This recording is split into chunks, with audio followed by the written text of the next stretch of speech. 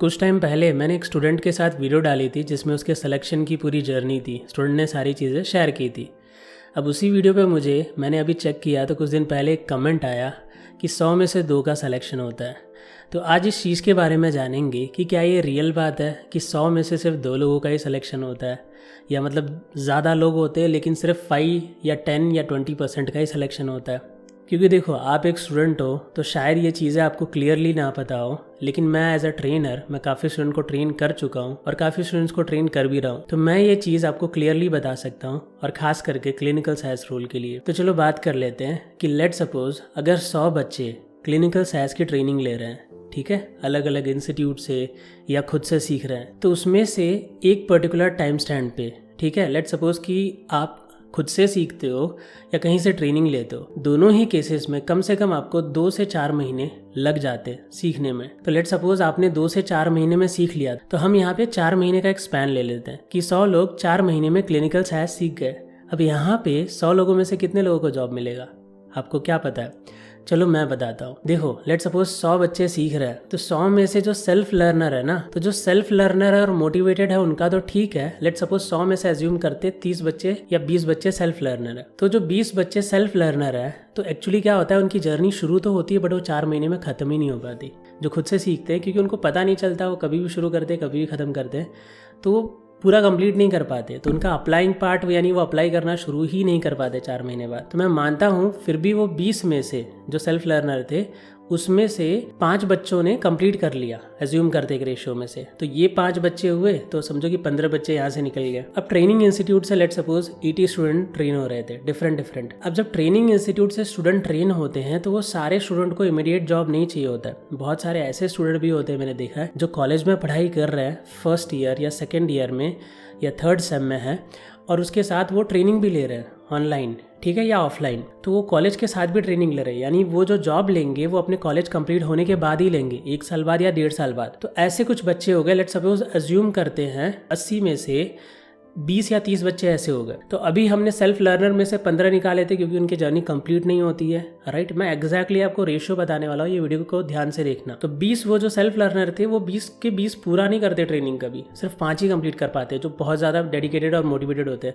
Self learning में problem ये होता है ना कि हमें ये नहीं पता चलता कहाँ से क्या पढ़े, कहाँ से गाइडेंस ले, हमें कोई क्वेश्चन है तो कहाँ से मतलब उस क्वेश्चन का सॉल्यूशन मिले। नो डाउट ऑनलाइन बहुत सारे रिसोर्सेज अवेलेबल है, बट वो रिसोर्सेज आपको ईजी तब लगते हैं जब आपको नॉलेज हो। एज अ फ्रेशर तो आपको डिफिकल्ट लगते हैं और पता चलता भी नहीं है। 15 वहाँ से हमने निकाल दिए। अब लेट सपोज कुछ कॉलेज स्टूडेंट है जिनको अभी नहीं, जिनको बाद में जॉब लेनी है, तो ऐसे एज्यूम करते हैं जो 80 है, 80 में से 30 ऐसे स्टूडेंट है जो कि कॉलेज स्टूडेंट है, ठीक है, जिनको अभी नहीं थोड़े टाइम बाद जॉब लेनी है।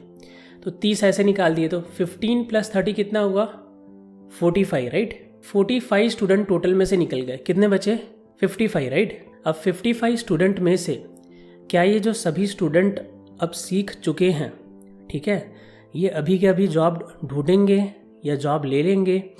अब इसका भी रेशियो बताता हूँ। इसमें से कुछ ऐसे लोग भी होते हैं जो वर्किंग प्रोफेशनल होते हैं, जो जॉब कर रहे होते हैं। तो जॉब कर रहे होते हैं ना, मैंने अक्सर नोटिस किया वो थोड़ा स्लो प्रोसेस करते हैं, यानी उनको इमीडिएट जल्दी नहीं होती, ऑलरेडी उनका जॉब चल रहा होता है, तो उन्हें क्या होता है कि चीज़ें एक टाइम के बाद वो करते हैं। जब उन्हें टाइम मिला तब वो उसको अच्छे से रिवाइज करते हैं, जब टाइम मिला अप्लाई करते हैं। तो अगेन उनके लिए भी प्रोसेस थोड़ा सा लेंदी हो जाता है। तो अगेन जो बंदे, मतलब अब ये नहीं है कि जो जॉब कर रहे हैं उनको इमीडिएटली जॉब नहीं चाहिए होती है, ये वाली क्लिनिकल साइंस जो स्विच करना चाह रहे हैं उनको भी चाहिए होती है, बट ये बंदे कहीं ना कहीं मैंने नोटिस किया है, लेट सपोज कि ऐसे 20 पीपल हैं, रिमेनिंग अभी अपने पास कितना बचा था, 55। तो 55 में से 10 पीपल ऐसे हैं जो जॉब कर रहे हैं साथ में, या 15 पीपल ऐसे हैं जो जॉब कर रहे हैं। तो इनमें से सिर्फ 5 ही ईगर होते हैं कि हमें इमीडिएट चाहिए, ट्रेनिंग के बाद इमीडिएटली क्लिनिकल साइंस की जॉब चाहिए। तो अब अगेन यहाँ से हम इन 15 में से 5 को ही इन करते हैं, अगेन 10 निकल गए। तो 55 में से अब कितने बचे, 45, राइट। 10 और निकाल दिया हमने। अब 45 जो स्टूडेंट है वो सक्सेसफुली ट्रेनिंग को कंप्लीट कर लेते हैं, इनमें एक मोटिवेशन होता है कि मुझे जॉब लेनी है। अब हम 100 में से 45 स्टूडेंट पे आ चुके हैं। अब ये 45 स्टूडेंट मान के चलते ये मोटिवेटेड है, ये चीज़ों को करना चाहते हैं, जॉब को लेना चाहते हैं। अब इनमें से कुछ स्टूडेंट क्या होता है, रेगुलरली प्रैक्टिस करते हैं ट्रेनिंग के बाद, इम्प्रूव करते हैं और जॉब्स के लिए अप्लाई करते रहते हैं। अब इनमें से कुछ स्टूडेंट ऐसे भी होते हैं जो कुछ टाइम बाद लिंक्डइन पे देख के या किसी 10 लोगों ने उनको बोला कि नहीं होता, या 2-4 महीने या 2-3 महीने का डीमोटिवेशन देख के वो चीज़ छोड़ देते हैं, या उनके एफर्ट्स कम हो जाते हैं, उनका मोटिवेशन कम हो जाता है, वो इम्प्रूवमेंट कम कर देते हैं। तो अब जो 45 लोग थे उनमें से कितने ऐसे लोग होते हैं जो थोड़ा ट्राई करके 2-3 महीने में डीमोटिवेट हो जाते हैं या उस चीज़ को छोड़ के कुछ और करने लगते हैं या कोई और जॉब पकड़ लेते हैं। 45 में से 20 लोग ऐसे होते हैं जो कुछ टाइम एफर्ट लगाने के बाद, शायद 1-2 इंटरव्यू भी अरेंज होने के बाद, देने के बाद, फेल होने के बाद छोड़ देते हैं, क्योंकि उन्हें ऐसा लगता है मार्केट बहुत कम्पिटिटिव है और टाइम बहुत ज़्यादा लग रहा है, ऐसा लगता है। लास्ट में 45 में से 25 में -20 माइनस कर दिए तो 25 लोग बचे। अब ये जो 25 लोग होते हैं, इन्होंने बिगिनिंग से लेकर एंड तक अच्छे से सीखा होता है, अच्छे से प्रैक्टिस कर रहे होते हैं, एक्टिव होते हैं, अपने आप को इम्प्रूव कर रहे होते हैं, अपनी कमियों को, चाहे वो कम्युनिकेशन स्किल हो, चाहे वो क्वेश्चन सॉल्विंग स्किल हो, चाहे वो टेक्निकल स्किल हो, चाहे वो अप्लाइंग स्किल हो कि कैसे इफेक्टिव वे में अप्लाई करें, चाहे वो नेटवर्किंग स्किल हो। ये लोग वो लोग होते हैं कि एक्टिवली इन चीज़ों पे अपनी जो कमियां हैं, क्यों मुझे नहीं मिल रहा, इंस्टेड ऑफ ये फोकस करने की जगह कि मुझसे नहीं होगा, कंपटीशन इतना ज़्यादा है, बहुत सारे लोग हैं, ये फोकस करते कि कैसे मैं इस कंपटीशन में बेस्ट करूँ। ये सारी चीज़ों को इग्नोर करके अपने मोटिवेशन को हाई रखते हैं और ये देखते हैं कि प्रॉब्लम क्या है, हो क्यों नहीं रहा, कहाँ इंप्रूवमेंट करना है। अगर ठीक है टाइम लगेगा तो कितना टाइम लगेगा और क्या करना पड़ेगा। सो ये लोग अपने आप को बेस्ट लेवल पे ले जाते हैं, इनको बोलते हैं कि टॉप 20%। अब ये लोग टॉप 20% में आ जाते हैं। और मैंने बोला भी रेशियो के हिसाब से बच्चे ही 25 लोग। अब 25 लोगों के लिए 100 में से हमेशा जॉब होती है, बट डिपेंड करता है 100 में से। अगेन यहाँ पे मैं उन कोहर्ट की बात कर रहा हूँ जो लास्ट में इस तरह के इफर्ट डालते हैं, ठीक है। तो हर जो 100 बच्चा सीख रहा है उसमें से 20 या 25 बच्चा ही या 15 बच्चा ही अपने मोटिवेशन को, अपने आप को सस्टेन कर पाता है और चीज़ों को इम्प्रूव कर पाता है। रिमेनिंग किसी न किसी रीज़न की वजह से, मैं ऐसा मानता हूँ कि स्टूडेंट के पर्सनल लाइफ में भी प्रॉब्लम होती है, उसके रीज़न की भी वजह से। और एक और मैं आपको हैक बताता हूँ, ठीक है, जो शायद आपको नहीं पता होगा। आज के टाइम पे क्या होता है, बहुत सारे स्टूडेंट को कंपनीज प्लेसमेंट बोलने लगी है। अभी रिसेंटली मेरी एक लड़की से बात हुई, उन्होंने क्या बोला कि सर मैंने ट्रेनिंग ली थी, 1 पॉइंट समथिंग फीस भरी, और बहुत ही नॉन इंस्टीट्यूट है, उनका सैस इंडिया के साथ टैप भी है, वो सैस सर्टिफाइड इंस्टीट्यूट है। उनकी ट्रेनिंग भी, उन्होंने जो इंस्टीट्यूट ज्वाइन की थी वो इंस्टीट्यूट ने इनको ट्रेनिंग सैस इंडिया से दिलाई और सैस इंडिया ने ट्रेन किया। बट वो इंस्टीट्यूट ने क्या प्रॉमिस किया था कि हम आपको 100% जॉब दिलाएंगे। अब वो इंस्टीट्यूट इनके फ़ोन भी नहीं उठाते और मुझे समझ में नहीं आया कि सैस इंडिया ने उस इंस्टीट्यूट के साथ टैप कर कैसे लिया और उन्होंने उस इंस्टीट्यूट के लिए ट्रेनिंग कैसे दी जिस इंस्टीट्यूट ने स्टूडेंट को जॉब प्रॉमिस की थी। अब वो इंस्टीट्यूट फ़ोन ही नहीं उठाते, ठीक है।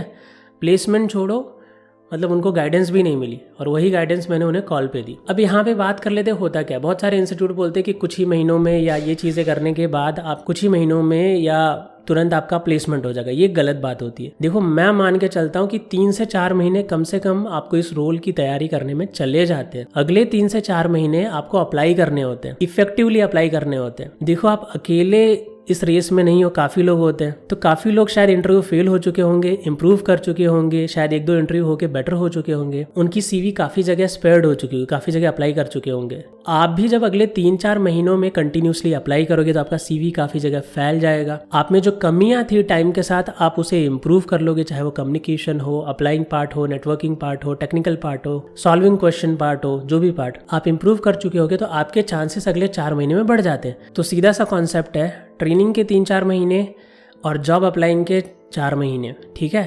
अप्रॉक्स 8 महीने आपको पकड़ के ही चलना है, ठीक है।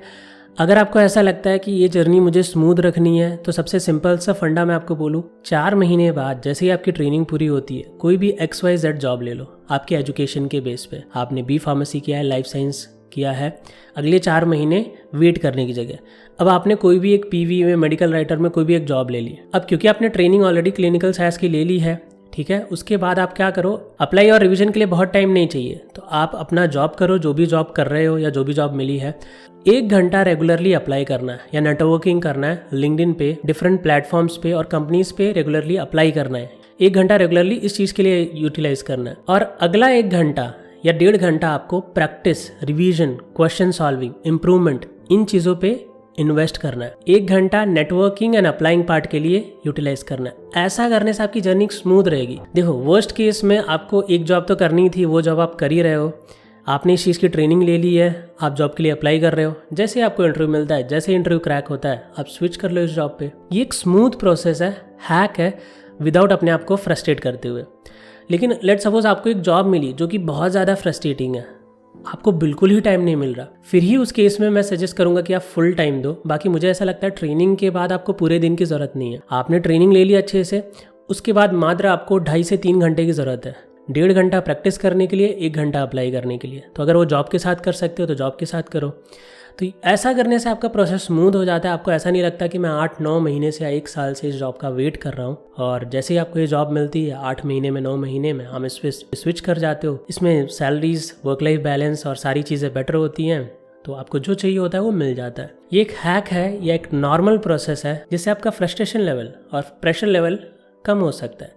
क्योंकि अक्सर मैंने देखा है कि जैसे ही टाइम बढ़ता है ना, आपने ट्रेनिंग को 4 महीने दिए, आपने अप्लाइंग को 4 महीने दे दिए, अब क्या होता है कि जैसे ही आपको 4 से 5 महीने होते हैं ना, यानी 8वें से 9वें महीना होता है या 8वां महीना भी होता है, तो आपका फ्रस्ट्रेशन बढ़ता जाता है, आप पे प्रेशर बढ़ता जाता है। वो प्रेशर क्यों होता है? आपको ऐसा लगता है कि ऐसा मेरे साथ हो रहा है, बट ऐसा आपके साथ नहीं हो रहा था। गाइस, आपको समझने की जरूरत है, जॉब का साइकिल है। इंटरव्यूज कैसे होते हैं? एक कंपनी ने 15 बंदे हायर की, अब वो 15 बंदे को अगले 4 महीने के लिए, 3 महीने के लिए ट्रेन करेगी, फिर वापस हायर करेगी नेक्स्ट कोहर्ट। बड़ी कंपनीज का ऐसा ही होता है, राइट? कभी बार छोटी कंपनीज सडनली उनको प्रोजेक्ट मिलते हैं तो ऐसे हायर करते हैं, या बड़ी कंपनीज भी उनको सडनली ऐसा लगा कि मुझे ज़रूरत है कैंडिडेट की तो हायर कर लेते हैं। बट मोस्ट प्रॉब्ली हायरिंग एक पैटर्न में होती है, 3-4 महीने में या 5 महीने में ऐसे होती है। अब आप सोचो कि मतलब मुझे ही इंटरव्यू निकले तो मुझे ही मिले और मेरा ही क्रैक हो, तो ऐसा ज़रूरी नहीं है। तो लेट सपोज मैं मानता हूँ कि पहले बार जब आपको इंटरव्यू मिला आपसे नहीं हुआ, लेकिन क्या दूसरी बार भी सेम होगा, तीसरी बार भी सेम होगा? ऐसा ज़रूरी नहीं है। ऑलरेडी आप अपने आप को इम्प्रूव कर रहे होते हो। बट इस चीज़ में एक ही चीज़ होती है, आपका टाइम बढ़ता है ना, वो आप पे फ्रस्ट्रेशन क्रिएट करता है। अब वो टाइम को ना बढ़ने के लिए आप वो चीज़ कर सकते हो, मैंने जो बताई आपको, एक एक्स जॉब ले लो जिससे आपका जो डिफ़ॉल्ट लाइफ चलना था वो तो चल ही रहा है, और वाई जो हम जिसकी प्रिपरेशन करके अप्लाई कर रहे हैं वो हमें करते रहना है। जैसे ही हमें इंटरव्यू मिलता है, क्रैक हो जाता है, वाई में स्विच करो। तो आज की वीडियो में मैं यही बताना चाह रहा था। आशा करता हूँ आपको थोड़ी बहुत क्लियरिटी आई होगी। आप चाहो तो हमारे LinkedIn page clinical study academy CSA को भी फॉलो कर सकते हो, हमारी वेबसाइट को भी जाके चेक कर सकते हो। मैं कुछ स्टूडेंट की वीडियोज़ या उनके पोस्ट अपलोड करता रहता हूँ जिनके रिसेंट में सिलेक्शन हुए हैं। तो मिलते हैं अगले वीडियो में, तब तक के लिए बाय बाय दोस्तों। एंड हाँ, अगर आपको मुझे कनेक्ट करना हो किसी भी डाउट के रिगार्डिंग, तो आपको इस वीडियो के डिस्क्रिप्शन में 1-to-1 काउंसलिंग का लिंक मिल जाएगा। तो मिलते हैं गाइस, बाय बाय।